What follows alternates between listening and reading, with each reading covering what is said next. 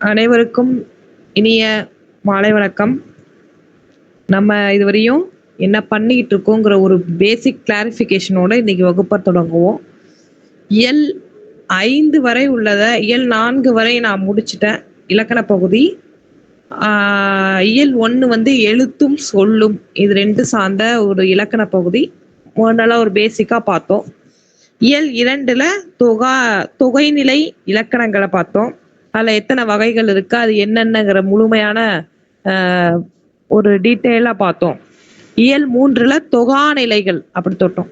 இந்த 3 இயல் வந்து இப்படி இருந்துச்சு. 4வது இயல்ல பொது இலக்கணம் அப்படி சொல்லிட்டு எண், பால், இடம், அப்புறம் வந்து சில இலக்கணம், பொதுவான இலக்கணங்கள், ஒரு தொடர் அமைக்க தேவையான இலக்கணங்கள் அது இருந்துச்சு.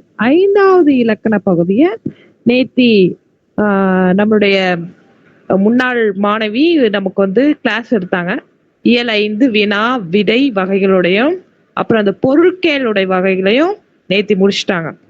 இப்ப நம்ம 5 இலக்கணம் வரையும் முடிச்சனால இன்னைக்கு வந்து நம்மளுடைய ஒரு காலாண்டு தேர்வு மாதிரி நம்மளுடைய குரூப்ல ஒன்று அனுப்பியிருப்போம். நிறைய பேர் நல்லா பார்ட்டிசிபேட் பண்ணியிருக்காங்க. நாளைக்கு நான் அந்த ரிசல்ட்டை விட்டுருவேன்.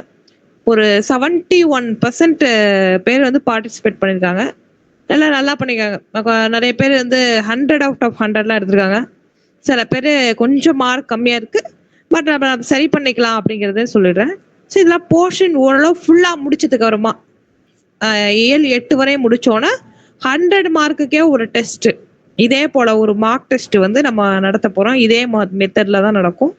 நான் அதை போர்ஷன் முடிச்சுட்டு நம்ம அதை பற்றி பார்க்கலாம். இப்போதைக்கு நான் இயல் 5 வரை முடிச்சிட்டோம். இயல் 5 வரை நீங்கள் தரவா இருக்கணும். அப்போதான் வந்து நம்மளோட எஃபோர்ட் வந்து சக்ஸஸாக மாறும். சரி, இன்னைக்கு வந்து இயல் 6 பார்க்க போகிறோம். இன்னைக்கு நீங்கள் தான் அதிகமாக பதில் சொல்லணும். ஏன்னா நிறைய வந்து உங்கள்கிட்ட தான் கேட்க வேண்டியது இருக்கு. எனவே நீங்க தான் பதில் சொல்ல வேண்டிய கட்டாயத்தில் இருக்கீங்க.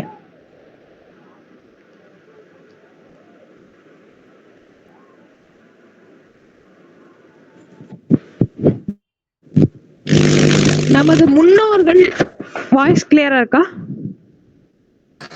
Clear ma'am. Yes sir. Okay. இலக்கணத்துல வந்து இந்த இயல் 6 7க்கும் ஒரு வித்தியாசம், இயல் 6க்கும் 7க்கும் ஒரு தொடர்பு. அது என்ன தொடர்பு, அதான் நம்ம பார்க்க போறோம். இலக்கணம் எதுக்கு அப்படின்னு பார்த்தீங்கன்னா, ஒரு செய்யுளையோ அல்லது உரைநடையோ இயற்றுவதற்கு. அப்போ இந்த இலக்கணத்தை நம்ம 2 வகையா பிரிக்கலாம். அகப்பொருள் இலக்கணம், புறப்பொருள் இலக்கணம். நம்ம ஏற்கனவே பாடத்தை ஆரம்பிக்கிறதுக்கு முன்னாடி ஒண்ணு சொல்லியிருப்போம். இலக்கணத்தை 5 வகையா பிரிக்கலாம். எழுத்திலக்கணம், சொல்லிலக்கணம், பொருள் இலக்கணம், யாப்பிலக்கணம், அணி இலக்கணம், 5 இலக்கணங்களாக நம்ம பிரிக்கலாம். முதல் 3 இலக்கணங்களும் நமக்கு எப்படி, முதல் 3 இயல்ல உள்ளது எல்லாமே எழுத்திலக்கணம், சொல்லிலக்கணத்தை அடிப்படையாக கொண்டது. இயல் அந்த 3 4மே எழுத்திலக்கண சொல்லிலக்கணத்துடைய அடிப்படை தான். இயல் 5மே அதன் அடிப்படை தான். இயல் 6லேருந்து உங்களுக்கு வித்தியாசம். இந்த இயல் 6 7ம் பொருள் இலக்கணத்தை அடிப்படையா வச்சு நம்மளது தமிழ்நாடு பாட புத்தகம் நமக்கு பாடத்தை தயாரிச்சிருக்காங்க. இந்த முதல் 6வது பாடம் அகப்பொருள் இலக்கணம் அப்படின்னு பிடிச்சிருக்காங்க. அகம் புறம் என்று தமிழர்கள் வாழ்வை பிரித்துள்ளனர். அகம் என்றால் இல்லற வாழ்வியலை குறிக்கிறது. புறம் என்றால் வீட்டிற்கு அப்பாற்பட்ட வாழ்க்கையை குறிப்பிடுகிறது. குறிப்பாக அப்படி இன்னும் கொஞ்சம் சொல்லணும்னா வீரம், கலை, அதை சார்ந்த அரசாட்சி, ஒரு அரசன் எவ்வாறு இருக்க வேண்டும் அப்படிங்கிறத நமக்கு குறிப்பிடுறாங்க.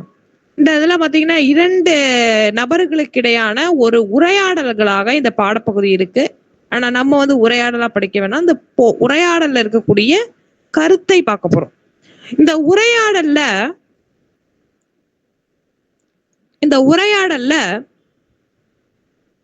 பொருள் இலக்கணம்னா என்ன, அப்புறம் அதோட வகைகளை அழகா குறிப்பிட்டிருக்காங்க. அதுக்கு முன்னாடி உங்கள்கிட்ட நான் ஒண்ணு கேட்கணும். மொத்தம் ஒரு வருடத்தில் எத்தனை மாதம் இருக்கிறது? 12. Very good, very good. 12 மாதங்கள் உள்ளது. தமிழ் வருடத்தில் எத்தனை மாதங்கள் உள்ளது? 12. 12. யாராச்சும் ஒருத்தவங்க சொல்லுங்க பாப்போம். தமிழ் வருடங்கள், மன்னிக்கவும், தமிழ் மாதங்கள். தமிழ் மாதங்கள் 12 இருக்கு. என்னென்ன?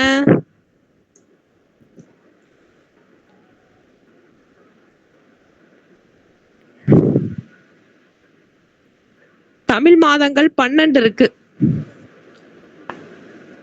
ஹலோ, கேக்குதா? ஹலோ ஹலோ, வாய்ஸ் கிளியரா இருக்கா? கிளியரா இருக்கு மேம். ஓகே. தமிழ் மாதங்கள் 12 என்னது? ஈஸி தான், ஏன் இவ்வளவு தயக்கம்? சரி, ஆங்கில மாதம் 12 என்ன?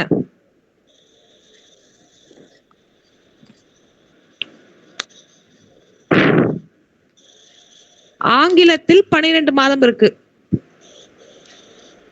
ஜனவரி, பிப்ரவரி, சொல்லுங்க. April, May, June, July, August, September, October, November. Very good, very good. இது ஆங்கில மாதங்கள் 12. தமிழ் மாதங்கள் 12 இருக்கு. அது என்னது? சித்திரை, வைகாசி, ஆனி, ஆடி, ஆவணி, புரட்டாசி, ஐப்பசி, கார்த்திகை, மார்கழி, தை, மாசி, பங்குனி. வெரி குட், அவ்வளவுதான். தமிழ் மாதங்கள் 12 இருக்கிறது. சித்திரை, வைகாசி, ஆனி, ஆடி, ஆவணி, புரட்டாசி, ஐப்பசி, கார்த்திகை, மார்கழி, தை, மாசி, பங்குனிங்கிற 12 மாதங்களை தமிழர்கள் குறித்துள்ளனர். தமிழர்கள் தமிழுக்கென்று ஒரு மாதத்தை பிரித்துள்ளனர். இது எவ்வளவு ஒரு அழகான ஒரு இலக்கணம் இல்லையா? சரி, இங்கிலீஷ்ல இயற்குன்னு ஒரு பேர் கிடையாது. அதாவது இந்த 2023 2024 அதுக்கு ஒரு பேர் கிடையாது. அந்த இயருக்கு 2024 அவ்வளவுதான். ஆனா தமிழ்ல ஒரு வருடத்திற்கு ஒரு பெயர் வச்சிருக்காங்க. அது யாருக்கு தெரியுமா? யாராச்சும் கேள்விப்பட்டிருக்கீங்களா? அத கேள்விப்பட்டதுல நியூவா? நீங்க நாளை காலைல எல்லார் வீட்லயும் நீங்க பாப்பீங்க, ராசி பலன் பாப்பீங்கன்னு நான் நினைக்கிறேன். கண்டிப்பா கட்டாயமா எல்லார் வீட்லயும் பாப்பீங்க. ஒண்ணு ஜி தமிழ்ல ஓடும், இல்ல சன் டிவில ஓடும், சம்திங் எனி சேனல். நீங்க முதல்ல சொல்லுவாங்க எந்த வருடம் அதாவது ஆங்கில மாதம்ங்கிறது இங்கிலீஷ் மாதத்துக்கு பேர் கிடையாது. ஆனா தமிழ் மாசத்துக்கு பேர் இருக்கு. அது என்னென்ன பேர்னா 60 ஆண்டுகளை தமிழர்கள் கணிச்சு வச்சிருக்காங்க. அதாவது ஒரு 60 வருஷத்துக்கு தமிழர்கள் ஒவ்வொரு வருஷத்துக்கும் பேர் இருக்கு. அப்ப அந்த 60வது ஆண்டு முடிஞ்சிட்டுனா அதுக்கு அடுத்து ஃபர்ஸ்ட் வந்துரும். மறுபடியும் ஃபர்ஸ்ட் அதுல இருந்து வந்துட்டு இருக்கும். 60 ஆண்டுகள் தான் ஒரு யுகமாக இருப்பதற்கான வாய்ப்பு இருக்கு. அதை கணித்து தமிழர்களுடைய பண்பாடை பாருங்க, 60 ஆண்டுகளுக்கு பேர் வச்சிருக்காங்க. இப்ப இருக்கக்கூடிய ஆண்டு 2024 பிறந்த சித்திரை மாதத்திற்கு குரோதி என்ற பெயர் தமிழர்கள். இப்ப நமக்கு வசிச்சிட்டு இருக்க ஆண்டு பேர் குரோதி ஆண்டுன்னு சொல்லுவாங்க. அடுத்து இப்ப நிறைய இருக்கு. இது போல 60 ஆண்டுகள் தான் ஒவ்வொரு 60 ஆண்டுகளுடைய பெயர்கள் தமிழர்கள் கண்டு எழுதி வைத்துள்ளனர். அந்த 60 ஆண்டுக்கும் ஒரு பண்பையும் குறிப்பிச்சிருக்காங்க. தெரியுமா? அது யாருக்கு தெரியுமா? இந்த ஆண்டுக்கு ஒரு வெண்பா இருக்கும்.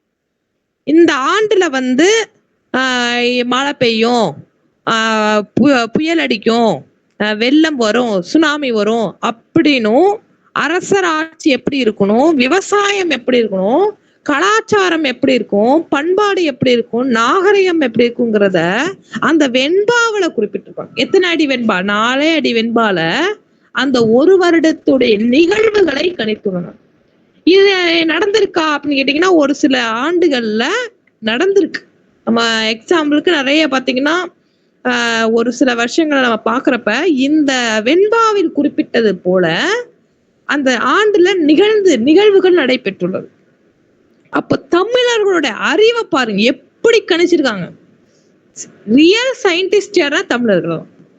அதுதான் இந்த பாடத்தை நமக்கு குறிப்பிட்டிருக்காங்க. அகப்பொருள் இலக்கணம்.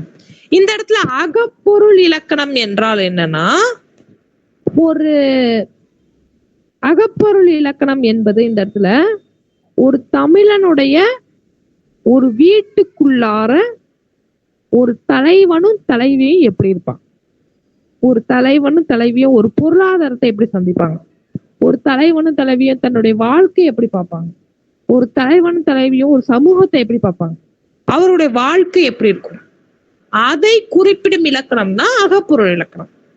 புறப்பொருள் இலக்கணம்ங்கிறது தமிழன் ஒரு தலைவன் வீட்டுக்கு வெளியே எப்படி இருப்பான், இந்த சமூகத்தை எவ்வாறு அணுகுவான், அந்த காலத்துல போர்ல இருந்துச்சு, போரை எவ்வாறு அணுகுவான், அந்த போரை எவ்வாறு வெற்றி பெறுவான், வெற்றி பெற்றால் என்ன செய்வாங்கிறத அடுத்த எல்ல பார்ப்போம். இந்த எல்ல ஒரு தமிழன் வீட்டுக்குள் எப்படி இருப்பான், ஒரு தலைவன் தலைவி எப்படி இருக்க வேண்டும், அந்த ஒழுக்கம் எப்படி இருக்கணும் அப்படிங்கறதா இந்த இலக்கணத்துல நம்ம சொல்றாங்க. ஒரு குறிப்பா பாத்தீங்கன்னா ஒரு தலைவன் தலைவியோட ஒரு உறவு எப்படி இருக்கும், ஒரு தலைவன் கோபம் எப்படி படுமா, ஒரு தலைவன் எப்படி வீட்டை விட்டு வெளில போயிட்டாங்கன்னா எப்படி இருப்பாங்க, இந்த ரிலேஷன்ஷிப் இந்த அகப்பொருள் இலக்கணத்துல நமக்கு தமிழர்கள் கணித்துள்ளனர். அப்படி பாக்குறப்ப இத நம்ம பார்க்கணும். அகம்னா என்னன்னு புரிஞ்சுக்கிட்டோம். பொருள்னா என்ன அப்படின்னா, பொருள்னா ஒழுக்கம்னு அர்த்தம், ஒழுக்க முறை அப்படின்னு அர்த்தம். அதாவது ஒரு ஒழுக்கம் எப்படி இருக்கணும், ஒழுக்கம்னு என்ன ஃபர்ஸ்ட் அது டிசிப்ளின். டிசிப்ளின் அதாவது டிசிப்ளின்ங்கிறது நல்ல இன் பண்ணிட்டு ஸ்ட்ரிக்டா இருந்துட்டு அப்படி நல்ல ஹேரை கட் பண்ணிட்டு போறது, அது ஒழுக்கமா? அது மட்டும் ஒழுக்கம் கிடையாது. ஒரு மனிதன் எவ்வாறு இருக்க வேண்டும் கலாச்சாரத்தின் அடிப்படையில், ஒரு மனைவியிடம் எப்படி இருக்க வேண்டும், ஒரு தந்தையிடம் எப்படி இருக்க வேண்டும், ஒரு பிள்ளையிடம் எப்படி இருக்க வேண்டும், ஒரு சமூகத்திடம் எப்படி இருக்க வேண்டும், ஒரு முதலாளியிடம் எப்படி இருக்கணும், ஒரு தொழிலாளியிடம் எப்படி இருக்கணுங்கிறத சொல்றதான் ஒழுக்கம் சொல்றோம். Discipline is not the pinning the shirt. Discipline is the how to we live to others, how we live in the society. அதான் பொருள்னு அர்த்தம் இந்த இடத்துல பொருள்ங்கிறது. ஆக ஒரு இல்லறத்தில் எவ்வாறு ஒழுக்க முறையுடன் இருக்க வேண்டும் என்று தமிழர்கள் கூறுவதுதான் இந்த அகப்பொருள் இலக்கணம். இப்ப நான் யாராச்சும் ஒரு 2 பேரு, ஒரு மாணவி யாராச்சும் ஒருத்தவங்க, ஒரு தமிழாசிரியர் யாராச்சும் ஒருத்தவங்க, 2 பேரும் நீங்களே முடிவு பண்ணீங்க. மாணவிங்கிறவங்க ஒருத்தவங்க அவங்க எனக்கு இந்த கேரக்டரா நீங்க வாழணும், அப்பதான் நான் பாடத்தோட போக முடியும். நான் நடுவுல குறிப்பிடுறேன். மாணவி யாராச்சும் ஒருத்தவங்க நீங்க எடுத்துங்க, தமிழாசிரியர் யாராச்சும் ஒருத்தவங்க எடுத்துங்க, அதை வாசிங்க. வாலண்டரைன் வாங்க, ஒண்ணு நம்ம தப்பா இருந்தாலும் பரவாயில்ல. மிஸ் மாணவியா நான் வாசிக்கிறேன். ஓகே. தமிழாசிரியர் யார் வரீங்க? உங்க கையில தமிழ் புத்தகத்தை வச்சீங்க, ஏன்னா ஸ்கிரீன்ல எப்படி இருக்கும் சொல்ல முடியாது, அதுக்கும் சொல்லிக்கிறேன். தமிழாசிரியர் யாராச்சும் ஒருத்தவங்க.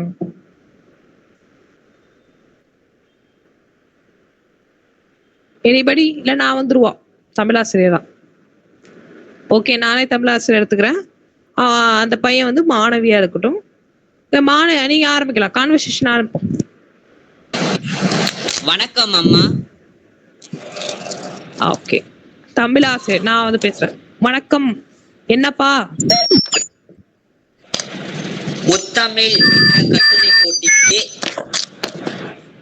முத்தமிழ் மன்ற கட்டுரை போட்டிக்கு அன்பின் ஐந்திணை என்ற தலைப்பில் கட்டுரை அனுப்ப சொல்லி இருக்கிறார்கள். அது குறித்த அடிப்படையான செய்திகளை சொல்லுங்கள். மேலும் அது சார்ந்து நாங்கள் நூலகத்திற்கு சென்று குறிப்புகளை எடுத்துக் கொள்கிறோம். ஓகே, இந்த இடத்துல என்ன சொல்ல வராங்க அப்படிங்கறத நான் விளக்கம்.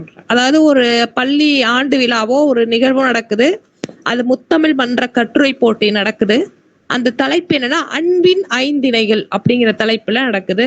நீங்க கொஞ்சம் சொல்லுங்கம்மா, நான் கொஞ்சம் நோட்ஸை வந்து நான் போய் லைப்ரரியில தேடி எடுத்துக்கிறேன். அப்ப நம்மளாம் லைப்ரரி பக்கமே போறது கிடையாது. நம்மளாம் வந்து என்னைக்கு லைப்ரரி கடைசியா போனோம்னா 1 மாசம் 2 மாசம் முன்னாடி போறோம். புக் எடுக்கிறது கிடையாது, படிக்கிறது கிடையாது. ஆனா அந்த காலத்துல எப்படி அந்த அப்படி நம்மள அப்படி சிந்திக்க வைக்கணும் தான் நம்மளுக்கு தமிழக பாட புத்தகம் கொடுத்துருக்காங்க. இன்னும் லைப்ரரியில போய் படிக்கணும் அப்படிங்கறத இங்க சொல்லியிருக்காங்க. ஓகே, அடுத்து அப்படியா அப்படின்னு சொல்லி அப்ப இங்க இந்த வரி ரொம்ப முக்கியம். பொருள் என்பது ஒழுக்க முறை. இப்பதான் சொல்றேன், பொருள் என்பது ஒரு டிசிப்ளின். நாம் தமிழர் 1000 ஆண்டுகளுக்கு முன்பே வாழ்வியலை அகம்புறம் என்று வகுத்துள்ளார்கள். இதனை பொருள் இலக்கணம் என்று விளக்குகின்றனர். அதாவது நம்ம ஒண்ணு கவனிக்கணும், தமிழர்கள்ட்ட மட்டும் கொஞ்சம் டிஃபரன்ஸ் இருக்கும். அரசியலை நீங்க நல்லா கவனிக்கலாம், ஒரு பாலிடிக்ஸ் நல்லா கவனிக்கலாம். ஒரு தனி நபரை விமர்சனம் பண்ணக்கூடாது. ஒரு தனி நபரை விமர்சனம் பண்ணக்கூடாது, அவர்களோட கொள்கையை விமர்சனம் பண்ணலாம். இப்ப எனக்கு திராவிட கொள்கை எனக்கு அது பிடிக்கலன்னா நான் விமர்சனம் பண்ணலாம். அதே அந்த தனி நபர் நான் தான் பேசுறேன்னா என்ன விமர்சனம் பண்ணக்கூடாது. அந்த கொள்கை என்பது புறம், அந்த தனிநபர் என்பது அகம். இதுதான் ஒரு வாழ்வியல். அப்போ எவ்வளவு டிசிப்ளின் லைஃப் இருக்கணுங்கிறத இந்த பொருள் என்பது சொல்றாங்க. அதான் பொருள் என்பது ஒழுக்கமுறை. நாம் தமிழர் 1000 ஆண்டுகளுக்கு முன்பே வாழ்வியலை அகம்புறம் என்று வகுத்துள்ளார்கள். இதனை பொருள் இலக்கணம் விளக்குகிறது. நெக்ஸ்ட், மகிழ்ச்சி அம்மா, அகப்பொருள் என்பது? அகப்பொருள்னா என்ன அப்படின்னு கேட்டிருக்காங்க. அகப்பொருள்னா இப்பதான் சொல்ல, ஒரு தலைவனும் தலைவிக்கும் இடையிலான அந்த உறவு நிலைதான் அகத்திணைன்னு சொல்றோம். அன்புடைய தலைவன் தலைவி இடையிலான உறவுகளை கூறுவது, உறவு நிலைகளை கூறுவது அகத்திணை அப்படி சொல்றோம். அடுத்து, அம்மா, அகத்திணையில் வகைகள் உள்ளனவா? அகத்திணையில் வகைகள் உள்ளனவா? அகத்திணையில் 7 வகைகள் உள்ளது. குறிஞ்சி, முல்லை, மருதம், நெய்தல், பாலை, கைகிளை, பெருந்திணை ஆகிய 7 அகத்திணைகள் ஆகும். அவற்றுள் முதல் 5 அன்பின் அகத்திணைகள். இந்த இடத்துல நம்ம நல்லா கவனிச்சு பார்க்கணும். குறிஞ்சி, முல்லை, மருதம், நெய்தல், பாலை அப்படின்னா என்ன, அந்த 5 கைகிளை பெருந்திணை அப்படின்னா என்னங்கிறத நம்ம பார்க்கணும். இந்த கைகிளை பெருந்திணையை வந்து நம்ம பாட புத்தகத்துல குறிப்பிடல, ஆனா நம்ம கத்துக்கணும், தெரிஞ்சுக்கணும். ஆனா இந்த பாட புத்தகத்துல இத பத்தியான விளக்கம் இல்ல. ஆனா நான் வந்து கொஞ்சம் அடிஷ்னலா சர்ச் பண்ணி எடுத்து வந்திருக்கேன் உங்களுக்காக. குறிஞ்சினா என்னன்னா, குறிஞ்சி என்பது மலையும் மலை சார்ந்த பகுதியில் வாழ்வது. ஒரு மலையில வாழ்றாங்கன்னா குறிஞ்சின்னு சொல்லுவாங்க, குறிஞ்சி நிலம்னு அர்த்தம். முல்லைன்னா என்னன்னா காடு சார்ந்த பகுதிகளில் வாழ்வது. மருதம்னா வயல் சார்ந்த பகுதிகளில் வாழ்வது. நெய்தல்னா கடலோரத்தில் வாழ்வது. பாலைனா பாலைவனத்தில் வாழ்வது. அதுதான் இந்த இடத்துல 5ஆ கொடுத்திருக்காங்க. அடுத்து கைகிளை. கைகிளைனா என்ன? கைகிளைனா தலைவன் தலைவி ஆகிய இருவரும் ஒருவரிடத்தில் மற்றும் தோன்றும் காதல். அது 2 பேர் இருக்காங்கன்னா அந்த 2 பேர்ல ஒரு நபர் மட்டும் காதல் கொள்வதுதான் கைகிளைன்னு சொல்றது. இப்ப நம்ம சொல்லணும், இங்கிலீஷ்ல சொன்னா ஒன் சைட் லவ்னு சொல்றது. இதான் கைகிளை. அத தமிழர்கள் அப்பயே சொல்லிட்டாங்க. அடுத்த பெருந்திணை. பெருந்திணைனா பெரும்பான்மையுடைய கொள்ளும் உறவு அப்படின்னு சொல்றாங்க. இந்த கைகிளைய வந்து தமிழர்கள் வந்து 2ஆக பிரிக்கிறாங்க. கை கிளை. கை என்றால் சிறுமைன்னு அர்த்தம், கிளை என்றால் உறவு என்று அர்த்தம். அடுத்து பெருந்திணை. பெருந்திணைனா ஒரு அதாவது இது வந்து தலைவனும் தலைவிக்கும் இடையான அந்த உறவு நிலை, அதாவது அந்த காதல் காமம் இதன் சம்பந்தப்பட்டதுதான் இந்த பெருந்திணை என்று சொல்லப்படுகிறது. ஆக இந்த 7 சேர்ந்ததுதான் அகத்திணை அப்படின்னு சொல்றோம். அவற்றுள் இந்த முதல் 5 இருக்கு பாத்தீங்கன்னா, அதுக்கு பேரு அன்பின் ஐந்திணைகள் சொல்லலாம். ஏன் இது அன்பின் ஐந்திணைகள்னா, இது நிலம் சார்ந்தது. அந்த அடுத்த 2 இருக்கு பாத்தீங்கன்னா, கையிலை பெருந்திணை, இது வந்து பாத்தீங்கன்னா மாறலி தவறு. அதாவது மாறலி எத்திக்கலி தவறு. ஏன் தவறு அப்படின்னா, அது வந்து நம்ம சொல்றோம், இது வந்து ஒரு தகாத உறவு போல சித்தரிக்கப்பட்டுள்ளது நமது இலக்கணத்தில், கைகிளை பெருந்திரைகள். ஆனா அந்த முதல் 5 வந்து நேர்மையான காதலை குறிப்பிடுகிறது, அன்பின் ஐந்திணைகளை குறிப்பிடுவதாக இந்த முதல் 5 இருக்கிறது. மற்ற 2ம் தகாத உறவு அல்லது கூடா நட்பு, கூடா காதல் அப்படின்னு சொல்றதுதான் இந்த 2ம் ஆகியவற்றால் அதை அன்பின் ஐந்திணையாக கருதவில்லை. முதல் 5ஐ அன்பின் ஐந்திணையாக கருதுள்ளனர்.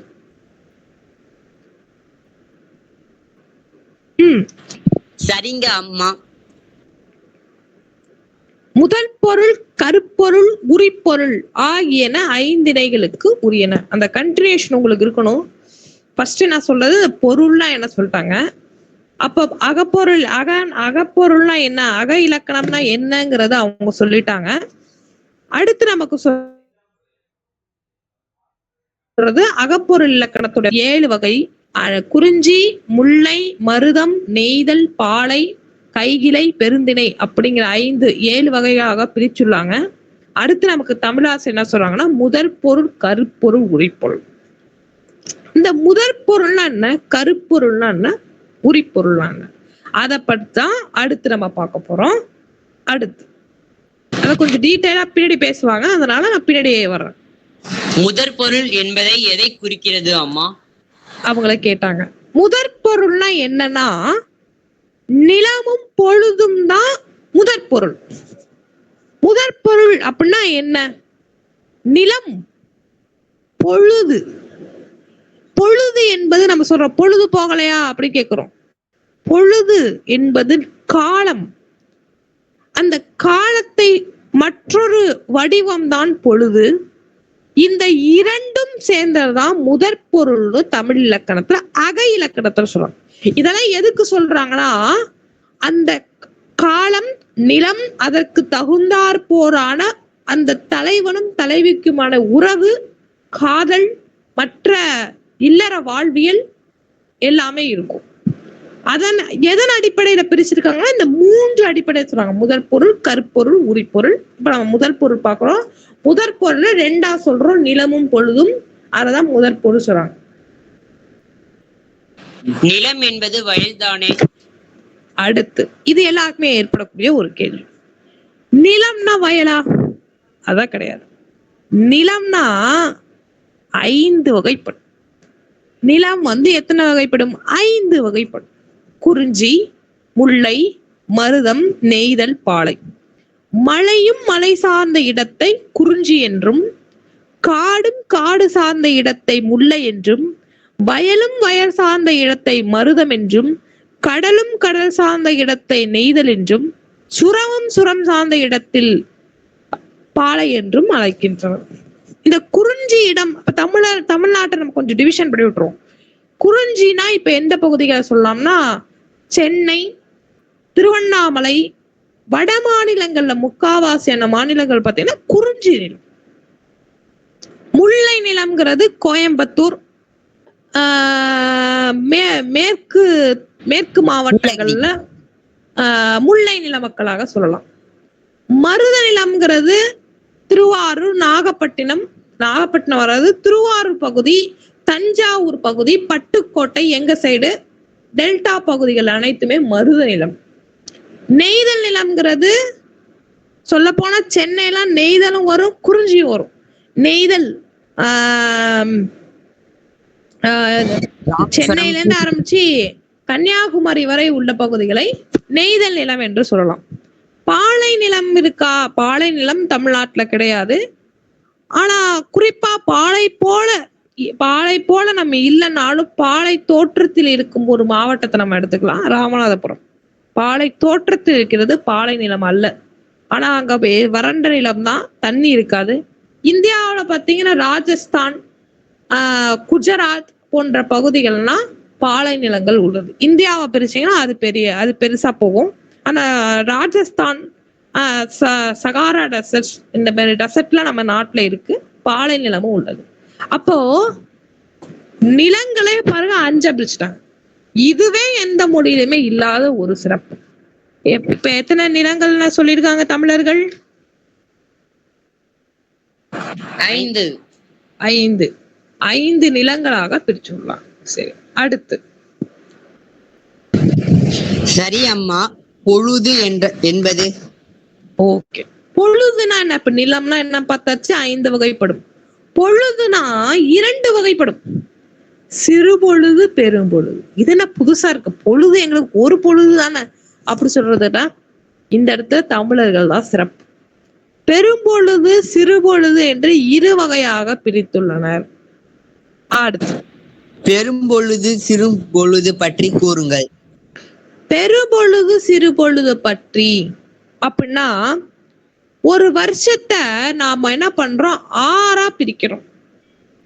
இந்த முதல் 6, அதாவது நம்ம என்ன பண்றோம், ஒரு 12 மாசத்தை 2 மாசமா சேர்த்து ஒரு 6 மாசமா பிரிக்கிறோம். அத நம்ம என்ன சொல்றோம்னா பெரும்பொழுதுன்னு சொல்றோம். அடுத்து ஒரு நாள் இருக்குல்ல, அந்த ஒரு நாளை 6ஆ பிரிக்கிறோம். அத சிறு பொழுதுன்னு சொல்றோம்.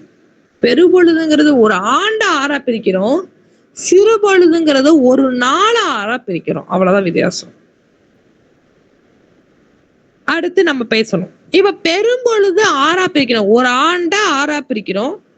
6ஆ பிரிக்கிறதுல முதல் மாதம் கார்காலம் அப்படி சொல்றது. கார்காலம்ங்கிறது மழை, கார்னா மழைன்னு அர்த்தம். மழைக்காலம் அப்படி சொல்றது. ஆவணி, புரட்டாசி. இப்ப நம்ம போயிட்டு இருக்கிறது கார்காலம். குளிர்காலம்ங்கிறது ஐப்பசி, கார்த்திகை. ஆனா இப்பெல்லாம் சேஞ்ச் ஆயிட்டு, இதை நம்ம பார்க்க கூடாது. இருந்தாலுமே தமிழர்கள் பிரிச்சிருக்காங்க. இன்னைக்கு கிளைமேட் சேஞ்ச் ஆயிட்டு, இன்னைக்கு வந்து நிறைய கமிட்டி எல்லாம் போட்டு இன்னைக்கு உலக நாடுகள்லாம் சேர்ந்து இன்னைக்கு வந்து காலநிலை மாற்றம் ஏற்படுத்திருக்கு, எப்படி நம்ம தடுக்கிறதுங்கிறத பத்தி இன்னைக்கு யோசிச்சுட்டு இருக்காங்க. அதனால நம்ம இதெல்லாம் யோசிக்க முடியாது. இருந்தாலுமே தமிழர்களுடைய கண்டுபிடிப்பை நம்ம மாற்ற முடியாது. இன்னைக்குமே புரட்டாசி மாசம் ஆரம்பிச்சுட்டுனா வடகிழக்கு பருவமழை நமக்கு ஆரம்பிச்சிடும். அதனால நம்ம வந்து இதை கணக்கு எடுத்துக்கணும். கார்காலம்ங்கிறது ஆவணி, புரட்டாசி. நல்லா கவனிக்கணும். இந்த இயல்ல இருந்து மனப்பாடம் வந்து அதிகமா வேணும். இந்த 2 மாதங்கள் கொடுத்து இது என்ன காலம்னு கேட்கலாம், இல்ல இந்த காலத்தை கொடுத்து இந்த 2 மாதங்களை கேட்கலாம். எப்படி வேணாலும் கேள்வி வரலாம். So be concentrated in this part. ரொம்ப முக்கியம். கார்காலம்ங்கிறது ஆவணி, புரட்டாசி. குளிர்காலம்ங்கிறது குளிர் காலம், ஐப்பசி, கார்த்திகை. முன்பனிக்காலம், அதாவது இந்த பனிக்காலம் ஆரம்பிக்கிறதுக்கு முன்னாடி ஸ்டேஜ். இந்த பனி வந்து நல்ல பனி, இந்த பனியில நிக்கணும். இந்த பனி வந்து நமக்கு வந்து நல்ல பனி. இந்த பனி நம்ம உடம்புல படுறப்ப நமக்கு ஆட்டோமேட்டிக்காவே நமக்கு தேவையான அந்த எனர்ஜிஸ் கிடைக்குது. அதனாலதான் மார்கழி மாசத்துல பெண்களை கோலம் போடுறாங்க. மார்கழி மாசத்துல ஆண்கள் வந்து பஜனை பாடுவாங்க. தெருவோரங்கள்ல போய் திருவாசகம், திருவெம்பாவை போன்ற பாடல்களை பாடி தமிழர்கள்ட்ட வளர்ப்பு செய்வாங்க. மார்கழி, தை மாதம். தை மாதம் நமக்கு என்னது, பொங்கல் மாதம்.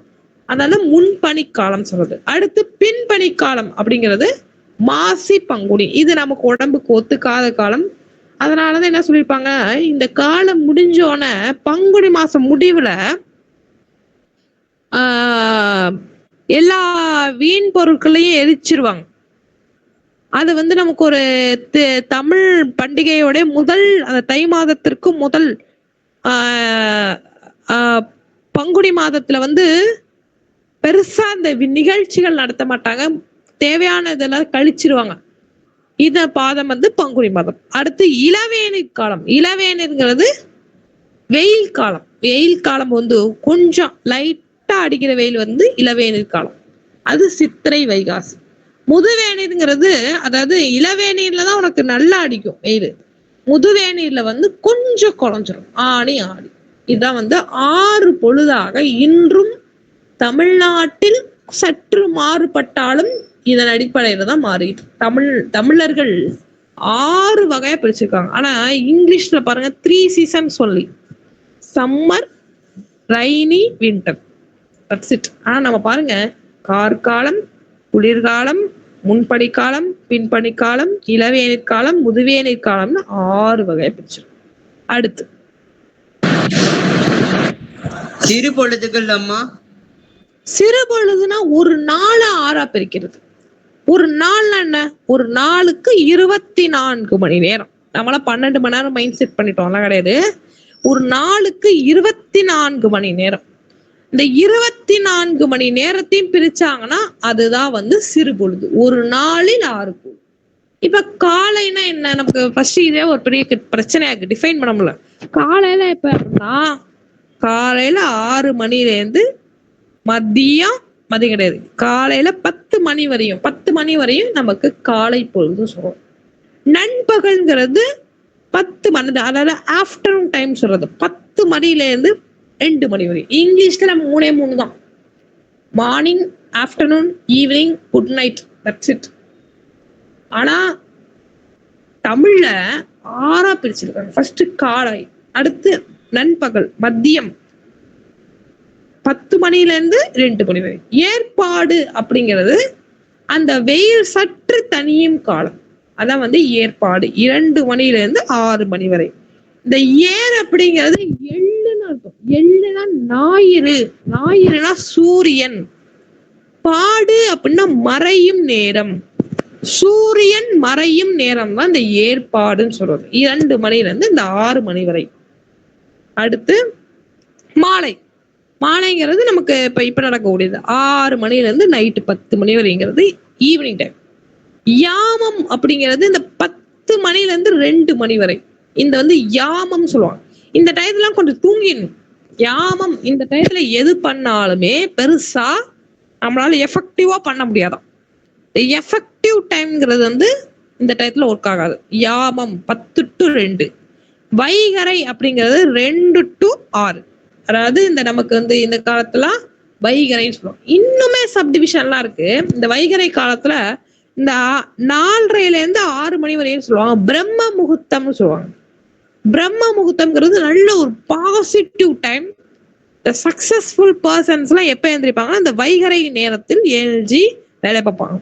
அதனாலதான் இது வந்து முக்கியமான ஒரு காலமாக கருதப்படுகிறது. அப்ப தமிழ்ல 6 ஒரு நாளை 6ஆ பிரிக்கிறாங்க. 1 காலை, மதியம், அதாவது நண்பகல், ஏற்பாடு, மாலை, யாமம், வைகறை அப்படின்னு பிரிக்கிறாங்க.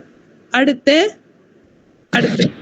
ஏற்பாடு என்றால் ஏற்பாடுன்னா என்ன அப்படின்னு கேக்குறாங்க. நான் சொல்லிட்டேன். எள் என்றால் ஞாயிறு, பாடு என்றால் மறையும் நேரம். அப்ப எள் கூட்டல் பாடு ஏற்பாடு. இதான் ஏற்பாடு சொல்ல. அந்த ஏற்பாடுங்கிறத சொல்லியிருப்பாங்க. ஏற்பாடுங்கிறது மாலை 2 மணில இருந்து இந்த 6 மணி வரை, 2 மணில இருந்து மதியம் 2 மணிக்கு அப்புறம் உள்ளதுல இருந்து 6 மணி வரை உள்ள அந்த காலகட்டத்தை ஏற்பாடு சொல்றது. சூரிய மறையிற டைம். இந்த டயத்துல நம்ம விளையாடணும் அப்படின்னு சொல்றது. இது பாரதியாரோட பாடல்லாம் நம்ம பாக்குறப்ப காலை எழுந்தவுடன் படிப்பு, பின் கனிவு கொடுக்கும் நல்ல பாட்டு, மாலை எழுந்தவுடன் விளையாட்டு, இதை பழக்கப்படுத்தி கொள்ளு பாப்பா அப்படின்னு பாரதியார் தன்னோட பாடல கொடுத்துப்பாங்க.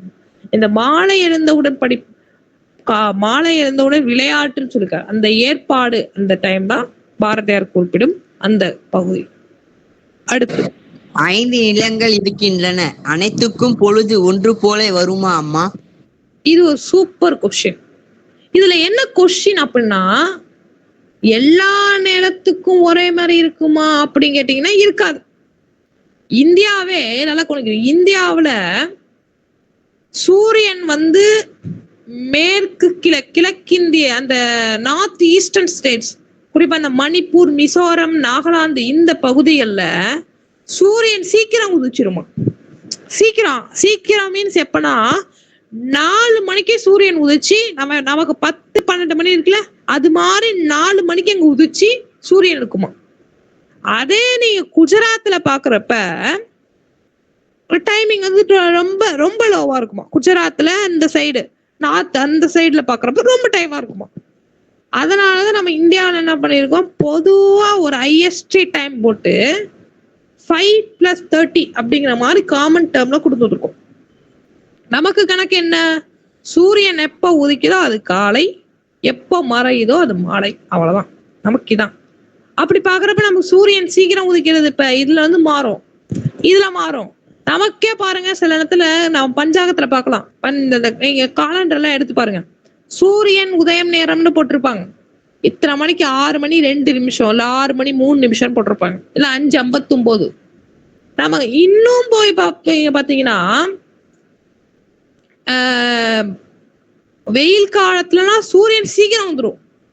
5:05 நல்ல கொளுத்திட்டு வந்துடும் வெயில். ஆனா மழை காலத்துல பாத்தீங்கன்னா 6:30 ஆனதான் கொஞ்சம் வெயில் நல்லா வரும். பனி காலத்துல கொஞ்சம் மந்தமா இருக்கும். அந்த அது ஒரு பகுதியில ஒரு நிலத்துல இருக்கிறப்பயே இந்த மாற்றம் வரப்ப, அப்ப எல்லா நிலத்துக்கும் எப்படி இது காமன் டைமா இருக்கும் அப்படிங்கிறது சாத்தியப்பட்டு கிடையாது. அதெல்லாம் சொல்றாங்க, ஒவ்வொரு நிலத்துக்கும் பெரும்பொழுதுக்கும் சிறு பொழுதும் ஒன்று போது வராது அப்படிங்கிறது இங்க சொல்றாங்க. அடுத்து கருப்பொருள் என்றால் என்ன அம்மா? கருப்பொருள் இத பாக்குறதுக்கு முன்னாடி இந்த பார்த்தோம்ல, நம்ம ஒரு ஒரு திணைக்கும் ஒரு பொழுதும் சொல்லிக்காங்க. அதாவது ஒரு திணையும் பொழுதும், அதான் நம்ம ஏற்கனவே பார்த்தோம். முதற்பொருங்கிறது நிலமும் பொழுதும் அப்படிங்கறத பார்த்தோம். அதான் இங்க சொல்லிருக்காங்க, குறிஞ்சி, முல்லை, மருதம், நெய்தல், பாலை. இதுக்கு ஏத்த டைமிங் எது அப்படிங்கறத இங்க சொல்லிருக்காங்க. இப்ப குறிஞ்சிக்கு குளிர்காலமும் முன்பனி காலமும் கரெக்ட் ஆகும், அதோட சிறுபொழுது யாமம். முல்லைக்கு கார்காலம், அதோட சிறுபொழுது மாலை. மருதத்துக்கு 6 பொழுதுகளும் நல்லா இருக்கும், அதோடைய சிறப்பு பொழுது வைகறை, அதாவது அந்த 2 to 6.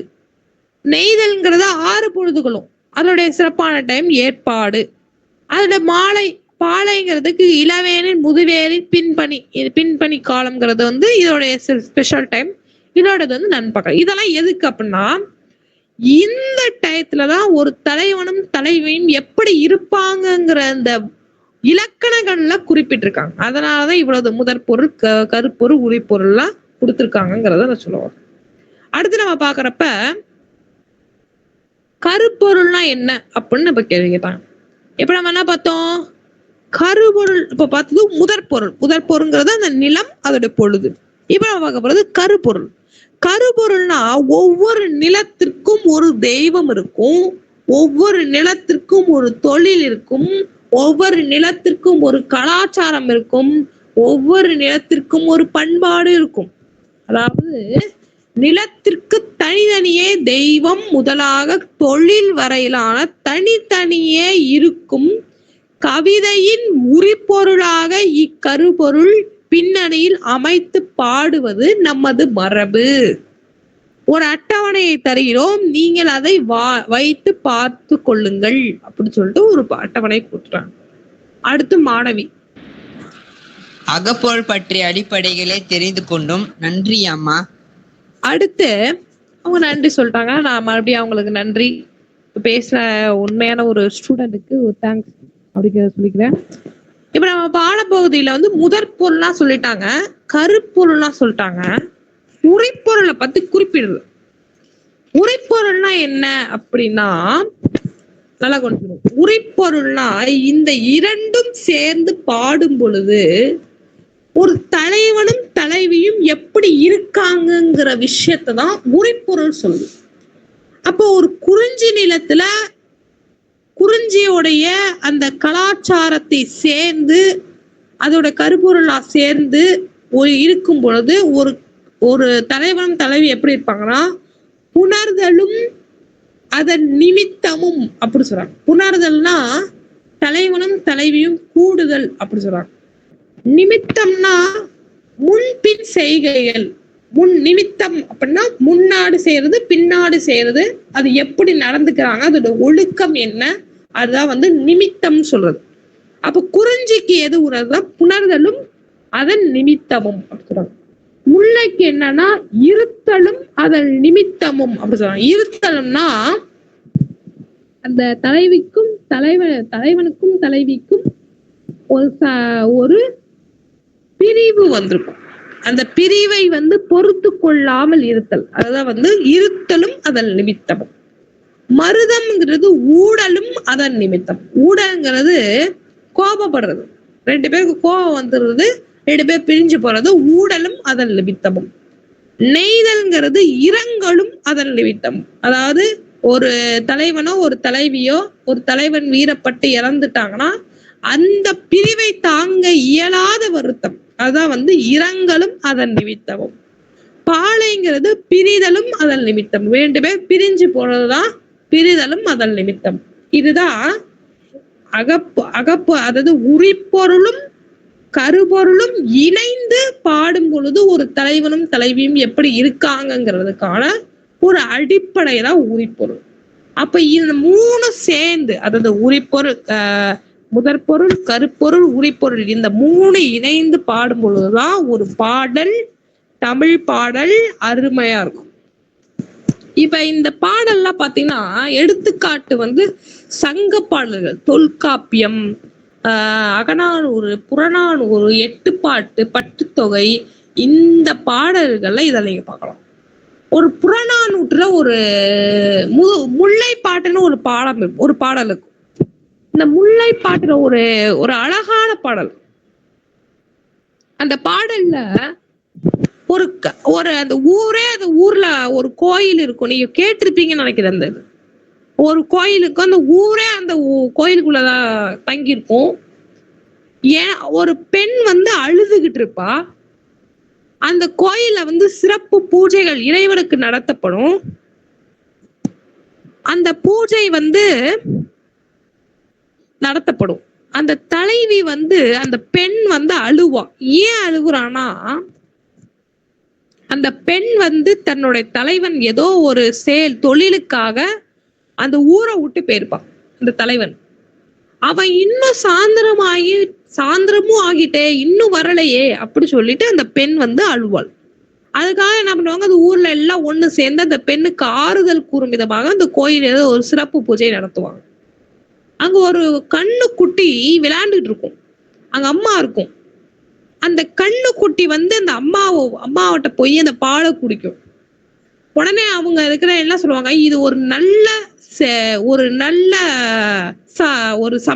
நிமித்தம் சொல்லுவாங்க. நிமித்தம்னா ஒரு செயல், ஒரு நல்ல விஷயம் நடக்க போகுது. அந்த ஒரு கண்ணுக்குட்டியும் ஒரு மாடும் ஒரு அம்மாவும் தாயும் இணைவது, தாயும் ஒரு பிள்ளையும் இணைவது ஒரு நல்ல நிமித்தம் அப்படி சொல்லுவாங்க. அதனால அதை பார்த்துட்டு நீ கவலைப்படாத, உன்னுடைய தலைவன் வந்துருவான் அப்படிங்கிற மாதிரி இந்த முல்லைப்பாட்டுல குறிப்பிட்டிருப்பாங்க. அது ஒரு மனப்பாட பாடல் நான் நினைக்கிறேன். இந்த மாதிரி அப்போ பாருங்க, அந்த அந்த அந்த தலைவன் எங்க போயிருப்பானா ஒரு காட்டுக்கு போயிருப்பான், முல்லை நிலத்துக்கு போயிருப்பான். அப்ப இதெல்லாம் நம்ம காம்பினேஷன் பண்ணி பாக்குறப்ப அந்த நிலத்துல குறிப்பிட்டிருக்காங்க. அந்த நிலத்துல என்ன மரபு இருக்கு, ஒரு தலைவன் காணும்னா எப்படி இறைவனுக்கு செய்யறாங்கிறத குறிப்பிட்டிருக்காங்க. எப்படி அந்த நிமித்தம் பாக்குறாங்க குறிப்பிட்டிருக்காங்க. ஒரு கலாச்சாரம் எப்படி இருக்குங்கிறது குறிப்பிட்டிருக்காங்க. ஒரு பண்பாடு எப்படி இருக்குங்கிறத குறிப்பிட்டிருக்காங்க. இதுதான் அக இலக்கணம். இதுதான் இந்த பாடத்தோடைய அடிப்படையாக குறிப்பிட்டிருக்கு. இன்னும் ஒரு எடுத்துக்காட்டு சொல்லிட்டு இன்னொரு அட்டவணை பார்க்கணும். அதுக்கு முன்னாடி ஒரு எடுத்துக்காட்டு. மதுரையை ஆண்ட பாண்டியன் மன்னன் தன்னுடைய மனைவியோட உட்கார்ந்துருப்பான். அந்த மனைவியோடைய முடிய முகர்ந்து பார்ப்பான். அந்த தலைவி அந்த தலைவன் அவன் ராஜா அந்த பெண்ணிட்ட கேட்பான், முடிக்கு வாசனை உண்டா இல்லையா, முடிக்கு வாசனை உண்டா இல்லையா. இதான் கேள்வி, இதான் டிபேட். ஒரு தலைவனுக்கும் தலைவிக்கும் ஒரு பேச்சுவார்த்தை நடக்குது. அந்த பெண்கிட்ட கேட்கிறா, ஒரு கூந்தலுக்கு வாடை உண்டா, நறுமணம் உண்டா இல்லையா. அவன் சொல்லுவான் நறுமணம் உண்டு. யாரு, தலைவன் சொல்லுவான். ஆனா அந்த நறுமணம் இயற்கையா வந்ததா அல்லது நம்மள மாதிரி ஷாம்பு சீயக்கா அந்த காலத்துல இந்த நறுமணங்களை கொண்டு தலை குளித்ததனால் வந்ததா என்ற கேள்விதான் அந்த கேள்வி. அந்த ஊர்ல ஒரு பாண்டிய மன்னன் இத ஒரு கேள்வியா எழுதி, நம்ம வேலை இல்லாத நினைச்சிட்டு போல, பாண்டிய மன்னர்கள் வேலை இல்லை போல. சரி, இது ஒரு கேள்வியா எழுதி ஊர் முழுக்க அனுப்புவாங்க. இந்த ஊர் முழுக்க அனுப்பணும்னா ஒரு ஏழை பாடகர் அங்க இந்த கேள்விக்கு பதில் சொல்லவே முடியல. அந்த பதில் யார் சொல்றாங்களோ அவங்களுக்கு படம் ஒரு அப்ப இந்த மன்னா புலவர்களுக்கு இந்த அந்த வடிவேல் படத்துல பாக்குற மாதிரி இந்த பணம் பொற்காசுகளை கொடுக்குறாங்க. இந்த பணத்தை வாங்குறது இந்த கேள்விக்கு வந்து பதிலே தெரியல யாருக்குமே, அந்த அளவுக்கு பெருசா தெரியல. ஒரே ஒரு நிறைய பேர் அந்த புலவர்கள் எல்லாம் போய் சொல்றாங்க, அந்த மன்னனுக்கு வந்து அந்த அளவுக்கு பெருசா சாட்டிஸ்பேக்ஷன் இல்லை. ஒரே ஒரு புலவன் வந்து அவன் ரொம்ப ஏழ்மையான ஏழ்மை, வறுமையில வறுமை, நாளைக்கு சோறுக்கு சாப்பாடுக்கு வழி இல்லை, அப்படிப்பட்ட ஒரு ஏழ்மை. அந்த மன்னன் அந்த புலவர் வந்து வறுமையில இருப்பதனால் அவர் கொஞ்சம் வறுமையில இருக்கிறார். அதனால என்ன பண்ணுவாரு, கொஞ்சம் அப்ப மதுரையில அந்த நிகழ்வு நடப்பதனால மீனாட்சி சொக்கநாதர்கிட்ட போயிட்டு, அதாவது சிவபெருமான்கிட்ட போயிட்டு விண்ணப்பம் செய்வார். இந்த மாதிரி என்னால வறுமை இல்லையே, இந்த பாட்டுக்கு தெரிஞ்சா நான் போய் இந்த பாட்டை சொல்லி நான் பலம் பெற்றுவன அப்படின்னு இவர் சொல்றாரு. உடனே அந்த புலவர் வந்து சிவபெருமான் வந்து காட்சி தோன்றி, ஆனா மனித ரூபத்துல வந்திருப்பாரு. சிவபெருமான் என்று அந்த புலவருக்கு தெரியாது. அவரு ஒரு ஓலையை எழுதி தருவார், இந்த மாதிரி இப்படிதான் அப்படி சொல்லிட்டு அந்த விளக்கத்தை சொல்லி அந்த ஒரு தலைவனும் தலைவிக்கும் இடையிலான அந்த விவாதத்திற்கான முடிவை எழுதி சிவபெருமான் தருவார். அதை எடுத்துட்டு வந்துட்டு பாண்டிய அவையில அந்த புலவர் வாசிப்பார். அந்த வாசிச்சோன்னா அங்க அந்த அரசவைக்கு அந்த கிங்குக்குன்னு நிறைய ஒரு ஸ்பெஷலிஸ்ட் PhD முடிச்ச புலவர்களை உட்காந்துட்டு அவங்க வந்து நீ சொல்றது தப்பு, நீ யாரோ எழுதி கொடுத்துற படிச்சிருக்க அப்படின்னு அந்த புலவர்கள் வந்து இவர் வந்து வாசிப்பாரு. அந்த புலவர்கள் சொல்லுவார் வந்து நீ சொல்றது தப்பு, நீ வந்து எங்கேயோ யாரோ எழுதி கொடுத்துற வந்து பேசிட்டு இருக்க அப்படின்னு. அந்த புலவர் பேர் தான் நக்கீரர் சொல்லுவார், நீ சொல்றது தப்பு, நீ போ, உனக்கு பரிசு கிடையாது அப்படின்னு சொல்லிடுவாரு. ஏன்னா அவனுக்கு அந்த பாட்டுக்கு வந்து பொருள் தெரியாது அந்த புலவருக்கு. அந்த ஒரு காமெடி பீஸ் அந்த புலவர். அவரு கேள்வி கேட்டா அந்த கேள்விக்கு பதில் சொல்ல முடியாது, திணறிடுவான். போயிட்டு மறுபடியும் மீனாட்சி சொக்கநாதர்கிட்ட போய் முறையிடுவார். என்ன சொல்லுவாரு, உன்னை நம்பிதானே போய் சொன்ன, என்ன அவரை என்ன கேட்டா தப்புன்னு சொல்லாது, என்னை வச்சு விளையாடுறியா அப்படின்னு அந்த புலவர் வந்து சிவபெருமான்கிட்ட முறையிடுவார். மறுபடியும் சிவபெருமான் மனித ரூபத்துல தோன்றி நான் சொன்ன பாட்டே தப்பா சொல்லிட்டாரா அப்படின்னு சொல்லிட்டு பாண்டிய அமைச்சரவைக்கு இவரே போய் சிவபெருமானே போய் நக்கீரன் முன்னாடி நிக்க இவர் பாட்டு பாட அவர் சொல்லுவாரு, இந்த மாதிரி சிவபெருமான் விளக்கம் சொல்ல. அப்பயும் அந்த நக்கீரன் என்ன சொல்றாரு, குற்றம் செய்யும் குற்றம் சொல்ற இறைவனே வந்தாலும் குற்றம் குற்றமே அப்படிங்கிற மாதிரி நக்கீரர் சொல்லிடுவார். அந்த நக்கீரர் சொன்னாலும் சிவபெருமானுக்கு கோவம் வந்துடும். சிவபெருமான் என்ன ஒண்ணு எரிச்சிருவார் நக்கீரரை. அவர் வேகமா சிவபெருமான் மீனாட்சி சொக்கநாதர் சிவபெருமான் மதுரை கோயிலுக்குள்ள போயிடுவாரு. அப்புறம் அந்த பாண்டிய மன்னன் வந்து உங்க கவிதையே தவறு சொன்னதை நான் மன்னிச்சிருங்க அப்படின்னு சொன்னோன்னா சிவபெருமான் என்ன பண்ணுவாருன்னா அந்த புலவரை மறுபடியும் கொண்டு வருவாரு. அப்ப சிவபெருமான் சொல்லுவாரு, தப்புங்கிறத வந்து நீ வந்து சிவபெருமான் அவருக்கு தெரிஞ்சிருவோம், அந்த புலவருக்கு சிவபெருமான் தெரிஞ்சும் கூட, அதாவது இறைவன் செய்யணும் குற்றம் குற்றமேன்னு சொல்லிடுவாரு. சிவபெருமான் என்ன சொல்லிடுவாரு, நான் தப்புன்னு தெரிஞ்சு இறைவனா இருந்தாலும் தப்புன்னு சொல்ற பத்தியா, அந்த இடத்துல நீ புலவனா இருக்க அப்படிங்கிற மாதிரி அந்த சிவபெருமான் வந்து அருள் பாலிப்பார். எதுக்கு இந்த இடத்துல நான் சொல்ல வந்தேன்னா, அந்த தலைவனும் தலைவிக்குமான உறவு, அந்த ஒழுக்க நிறை எப்படி இருந்திருக்கு பாருங்க. அந்த ஒரு சம்பவம், ஒரு இறைவனை வந்து இறைவனுடைய எதிர்க்கு அந்த நாட்டினுடைய ஒரு புலமைத்தன்மை எப்படி இருந்திருக்குங்கிறத காட்டியிருக்காங்க. ஒரு தலைவனும் தலைவியும் எப்படி இருக்கணும் அப்படிங்கிறத காட்டியிருக்காங்க. ஒரு ஒழுக்க முறைனா எப்படி இருக்கணும், தப்புனா தப்புதான், சரினா சரிதாங்கிறத நிரூபிக்கும் விதமாக இந்த செய்யுள்லாம் இருக்கு. இதெல்லாம் நமக்கு வந்து சிலப்பதிகாரம், மணிமேகலை இதெல்லாம் கொடுத்துருக்காங்க. இன்னும் நம்ம சொல்ற கைக்கோள்னு ஒண்ணு சொன்னோம், தகார உறவு, அதுக்கு எடுத்துக்காட்டுதான் எது, சிலப்பதிகாரம், மணிமேகலை. இதெல்லாம் வந்து ஒரு எடுத்துக்காட்டு.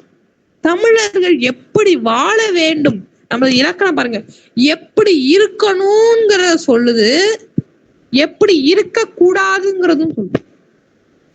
டூ இன் போத், ஒன் என்ன சொல்றது, ஒன்னு வாங்கினா ஒன்னு ஃப்ரீ அப்படிங்கிற மாதிரி எப்படி இருக்கணுங்கிறது சொல்லுது, எப்படி இருக்கக்கூடாதுங்கிறது சொல்லுது. இதுக்கான ஒழுக்க நிறைகள் என்ன, ஒரு இல்லற வாழ்வியல்ல தமிழன் எப்படி இருக்க வேண்டும் சொல்றதுதான் இந்த பாடம். அடுத்து நம்ம பார்த்தோம், இந்த கருப்பொருளுக்கான அட்டவணை தரதா அவங்களே சொல்லிட்டாங்க. அததான் இங்க கொடுத்திருக்காங்க. ஒரு ஒரு நிலத்திற்கும் ஒரு ஒரு தெய்வம், அந்த மக்கள், அதோட உணவு, அதோட விலங்கு, அதோட பூ, அதோட மரம், அதோட பறவை, அதோட ஊர், அதோட நீர், அதோட பறை, அதோட யாழ், அதோட பண், அதோடைய தொழில் அப்படிங்கிற வகையில பிரிச்சிருக்காங்க. இந்த யாராச்சும் வாசிங்க, குறிஞ்சி அப்படியே ஒரு ஒரு வாசிங்க.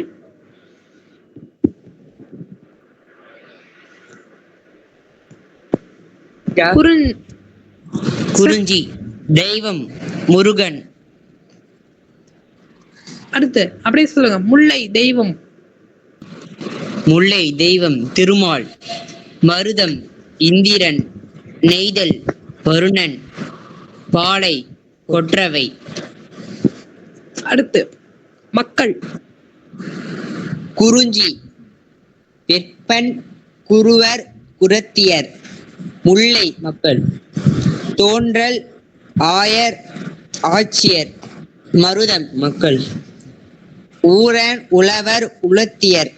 நெய்தல் மக்கள் சேர்ப்பன் பரதன் பரத்தியர். பாலை எயினர் எயிற்றியர். இந்த இடத்துல ஒண்ணு குறிப்பிடணும். குறிஞ்சி குறவர் குரத்தியர், குறவன் குரத்தி பார்த்திருப்போம். அந்த குறவன் குரத்திங்கிறத ஒரு பாடல்ல எப்படி இருப்பாங்க, அவங்க என்னத்தை வாழ்வாங்க, எப்படி வாழ்வாங்க, அவங்க என்ன அணிவிச்சிருப்பாங்கிறத ஒரு பாடலே இருக்கு.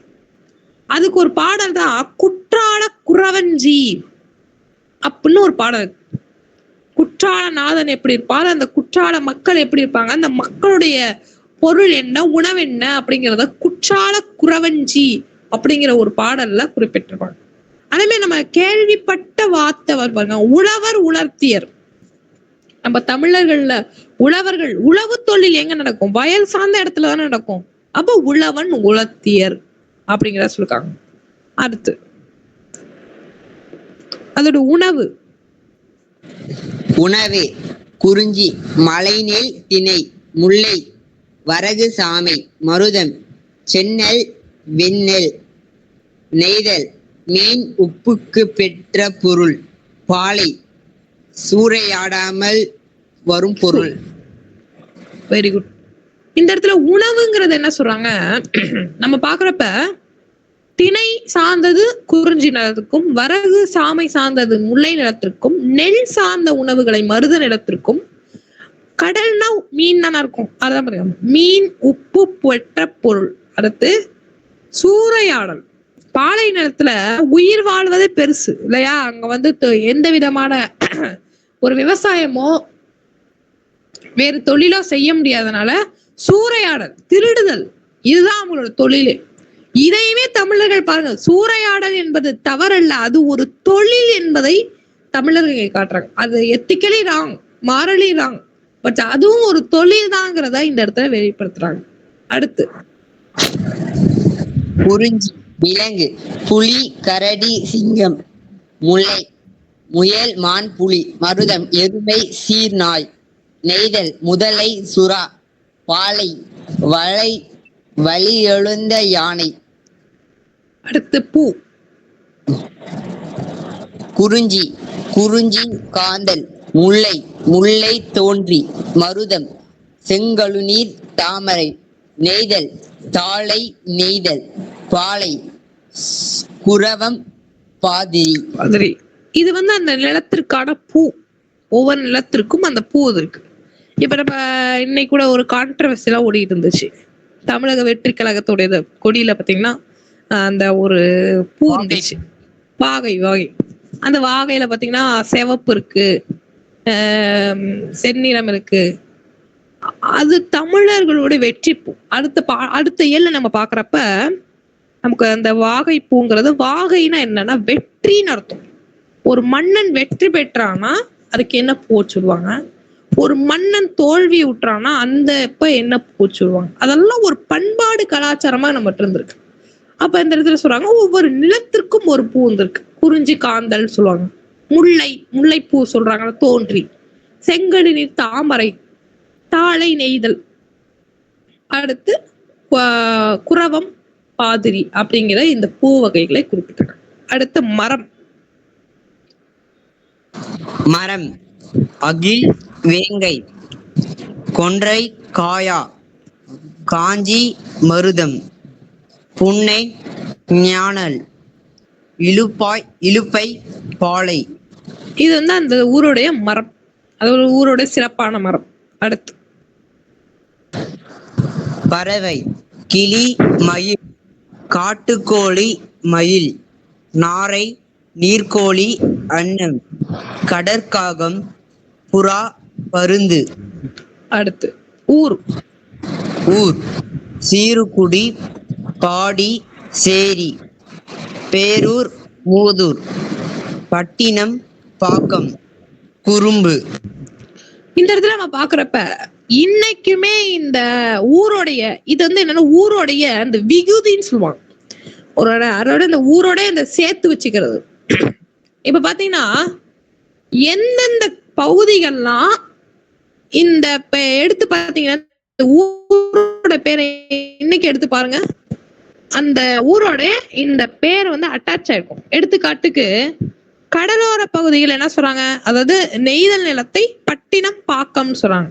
எடுத்துக்காட்டுக்கு இன்னைக்கு நாகப்பட்டினம், சேப்பாக்கம், பட்டினம் பாழை, இதெல்லாம் என்னது பட்டினம். பட்டினம் என்ற கடலோர பகுதிகளை குறிப்பிடுது. அதே மாதிரி காடு பகுதியில பாருங்க சேரின்னு சொல்றாங்க. பாண்டிச்சேரி, புதுச்சேரி. எங்க காடு எங்கெங்க இருக்கு பாண்டிச்சேரி அப்படின்னு கேட்டீங்கன்னா காடு இருக்கு. ஈஸ்ட் அந்த ஈசிஆர் ரோட்லாம் வந்து பாருங்க அவ்வளவு காடு, இந்த காடுகள் சார்ந்த ஒரு பகுதியா இருக்கும். காடுகள் மீன்ஸ் இது ஒரு அடர்த்தியான காடு கிடையாது, ஒரு சிகப்பு நிலம் சார்ந்தது. எங்க நான் இருக்கக்கூடிய பகுதி கூட ஒரு காடு மாதிரி ஒரு இடம் தான். நான் இந்த யூனிவர்சிட்டி கூட காடு. சரி, பாண்டிச்சேரி, புதுச்சேரி காடு. இந்த மாதிரி நிறைய எடுத்துக்கிறேன். இதுல பாத்தீங்கன்னா ஃபுல்லா அந்த இது நீங்க அப்ளை பண்ணீங்கன்னா நிறைய ஊர் நம்ம எடுக்கலாம். மூதூர், பேரூர் இதெல்லாம் பாத்தீங்கன்னா ஒரு இன்னைக்குமே இருக்கக்கூடிய ஒரு எடுத்துக்காட்டு. அடுத்து நீர் அருவி நீர், சுனை நீர், காட்டாறு, மனைக்கிணறு, பொய்கை, மணற்கிணறு, வற்களி, வற்றிய சுனை கிணறு. அடுத்து இப்ப நீருங்கிறது அந்த ஊருக்குன்னு ஒரு சிறப்பு. இப்ப பாத்தீங்கன்னா அந்த அருவி நீர், அது குற்றாலத்துல என்ன இருக்கு, அருவி நீர். சுனை நீருங்கிறது அந்த குறிப்பிட்ட அந்த மலை பகுதியில வடியும் நீர் தான் சுனை நீர் சொல்லுவாங்க. அடுத்து காட்டாறு, ஆறுகள்லாம் எங்க இருக்கு, காடு சார்ந்த இடத்துலதான் வருது, அது காட்டாறு. மணக்கிணறு, பொய்கை, இதெல்லாம் வந்து கிணறு, அந்த நம்ம சைடுல கிணறு போடுறது. அடுத்து இந்த மனைக்கிணறு, இந்த இடத்துல மணக்கிணறு. இந்த இடத்துல மணக்கிணறுங்கிறது உப்பு நீர் வரக்கூடாது, இங்க இருக்கிறது சுவையான நன்னீர் வரக்கூடியது. அடுத்து வற்றிய சுனை கிணறு, அதாவது பாத்தீங்கன்னா இந்த இடத்துல பெரிய கிணறு இருக்காது, அது வந்து வற்றிதான் இருக்கும், அத வந்து வற்றிய சுனை கிணறு அப்படின்னு சொல்றது. அடுத்து நம்ம சொல்றதுக்கு முன்னாடி இதை எடுத்துக்காட்டு கொடுத்துறேன். பறைங்கிறது ஒரு இசை, அதுதான் வந்து பறைன்னு சொல்றாங்க. சொல்லுங்க. அடுத்து பறை தொண்டகம், ஏறு கொட்பறை, பறை, மணமுலா, நெல்லரிக்கிணை, மீன் கொட்பாறை, துடி. இதெல்லாம் அந்தந்த ஊருடைய இசை. அடுத்து யாழ். யாழ்ங்கிறது என்னன்னா நீங்க பாத்துருக்கலாம், இந்த கோயில் எல்லாம் போய் பாருங்க. யாழ்ங்கிறது பாத்தீங்கன்னா ஏதோ ஒரு படத்துல கூட வரும். விஜய் படத்துல புலின்னு ஒரு படம் வந்துருல, விஜய் படத்துல ஹன்சிகா விஜய் எல்லாம் நினைச்சிருப்பாங்க. அவங்க வந்து ஒரு ராஜாவா இருந்திருப்பாரு விஜய். ஆனா அவருக்கே தெரியாது அவர் ஊர்ல இருந்தாரு. அந்த அந்த அரண்மனைக்குள்ள போறப்ப அந்த வில்லி வந்து இந்த இசை வாசிப்பான். அந்த இசை என்னன்னா யாழ்னது. யாழ்ங்கிறத இன்னுமே நீங்க பார்க்கலாம், நிறைய கோயில்ல போய் பார்க்கலாம். தூண்லாம் இருக்கும். அது நிறைய இந்த இது மாதிரி இருக்கும். வீணை போல இருக்கும். இந்த வீணையோட வேறு வடிவம் அது பெருசா இருக்கும். அதான் யாழ்னு சொல்றது. அது ஒவ்வொரு எழுத்துக்கும் ஒவ்வொரு யாழும் இருக்கு. யாழ், வாசிக்கலாம். குறிஞ்சி யாழ், முல்லை யாழ், மருத யாழ், விளரி யாழ், பாலை யாழ். அடுத்து இந்த இது பண்ணா இசைன்னு அர்த்தம். யாழ்ங்கிறது வேற. யாழ்ங்கிறது இன்ஸ்ட்ருமெண்ட். பண்ணுங்கிறது இசை. அந்த மியூசிக் எப்படி இருக்கும் அது. பண், குறிஞ்சி பண், முல்லை பண், மருத பண், செவ்வழி பண், பஞ்சீரப்பண். அடுத்து அந்த ஒவ்வொரு ஊருக்கும் ஒரு தொழில் இருக்கும். அது என்ன தொழில்? அதுதான் இங்க கடைசி. தொழில் தேனெடுத்தல், கிழங்கு அகழ்த்தல், ஏறு தொழுதல், நிறை மேய்த்தல், நெல்லரித்தல், களை பறித்தல், மீன் பிடித்தல், உப்பு விளைத்தல், வழிப்பறை கவர்தல். நிலை கவர். Very good, thanks. அந்த ஒவ்வொரு நிலத்திற்கான தொழில்.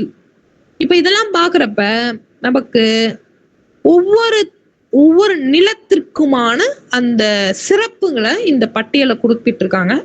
நம்ம தேர்வுங்கிற பாக்குறப்ப இன்னைக்கு தேர்வுங்கிற பாக்குறப்ப இந்த அட்டவணை ரொம்ப ரொம்ப முக்கியம். Very very very very important. கண்டிப்பா ஒரு 3 நாள் இந்த 4 கொஸ்டின் ஆச்சு நமக்கு இந்த அகப்பொருள் இலக்கணத்துல இருந்து குறிப்பா கேட்பாங்க. குறிப்பா அந்த அட்டவணையில இருந்து 2 ஆச்சு வந்துடும். மினிமம் 2, மேக்சிமம் இந்த பாடத்துல இருந்து 4ல இருந்து 6 கொஸ்டின் வரையும் வரதுக்கு வாய்ப்பு இருக்கு. ரொம்ப ரொம்ப முக்கியமான பாடம். இதுல ஏதாச்சும் உங்களுக்கு டவுட் இருக்கா? இல்ல மேம். ஓகே, அதான் வந்து இந்த பாடம் இன்னைக்கு நிறைவு செய்துக்கலாம். நாளைக்கு புறப்பொருள் இலக்கணத்தை நடத்திடலாம். எந்த டவுட்டா இருந்தாலும் உங்க குரூப்ல போடுங்க. இதுவரை யாராச்சும் நீங்க டெஸ்ட் அட்டன் பண்ணலன்னா இன்னைக்கு கூட டெஸ்ட் 12 மணி வரை டைம் இருக்கு. சாப்பிட்டுட்டு ஒரு டெஸ்ட் அட்டன் பண்ணிடுங்க. கொஞ்சம் எப்படி நம்ம ஒரு ப்ராக்டிஸ் பண்றதான். ப்ராக்டிஸ் பண்ண உங்களுக்கு ஈஸியா அந்த டெஸ்ட் வந்து முடிவடைஞ்சிரும். நன்றி. நன்றி.